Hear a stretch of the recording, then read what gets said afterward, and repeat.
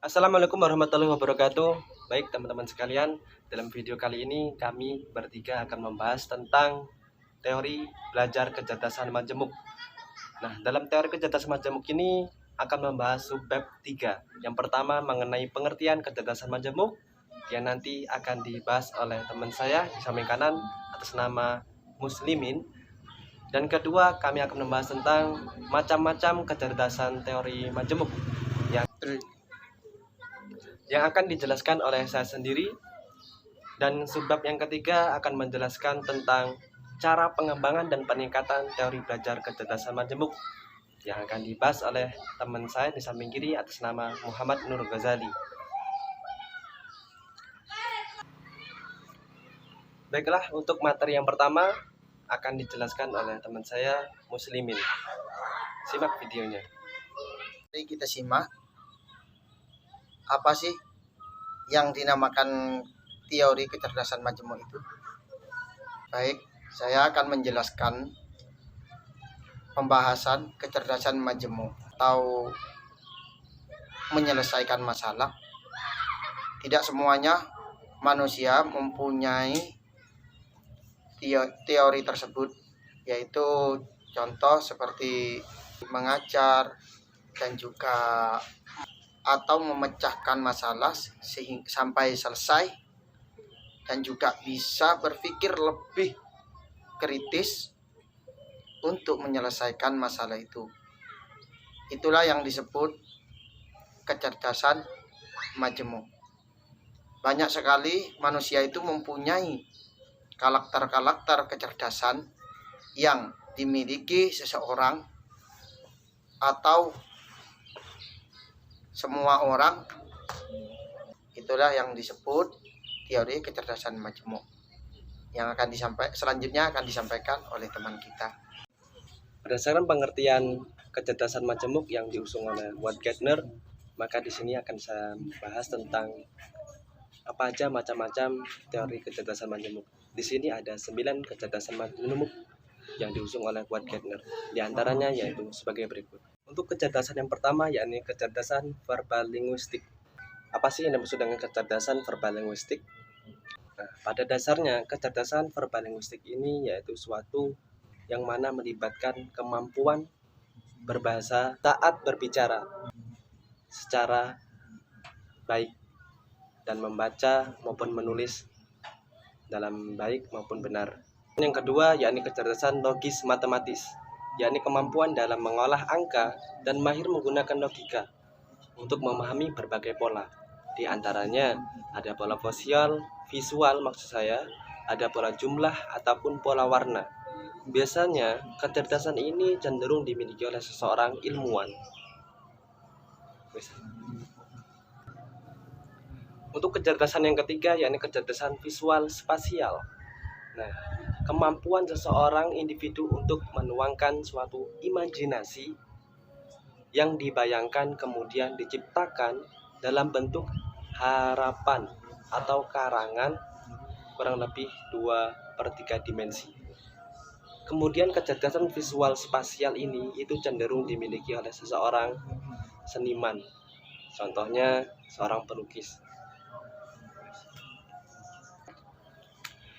Dan untuk kecerdasan yang keempat yakni kecerdasan kinestetik. Kecerdasan kinestetik ini yakni mereka yang memiliki kemampuan memproses atau memproses informasi secara fisik lewat gerakan tubuh, ekspresi, juga kontrol. Dalam kecerdasan ini itu biasanya dimiliki oleh seseorang olahragawan. Dan untuk kecerdasan yang kelima yakni kecerdasan musikal, yang dimana kemampuan seseorang untuk pola terhadap suara-suara atau suatu kemampuan seseorang untuk peka terhadap suara-suara nonverbal yang berada di sekelilingnya, di sekitarnya, termasuk dalam hal ini adalah nada dan irama. Nah, dalam kecerdasan ini tentunya dimiliki oleh seseorang musisi atau penyanyi. Untuk kecerdasan yang keenam yakni kecerdasan intrapersonal. Dari kata intrapersonal yakni bisa kita pahami dengan dalam, yakni berhubungan dengan kesadaran diri.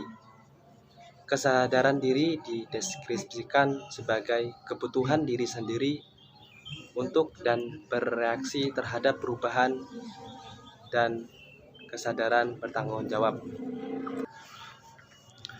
Untuk kecerdasan yang ketujuh, yakni kecerdasan interpersonal, yakni suatu kemampuan untuk berhubungan dengan orang lain, berinteraksi dengan orang lain, menginformasikan.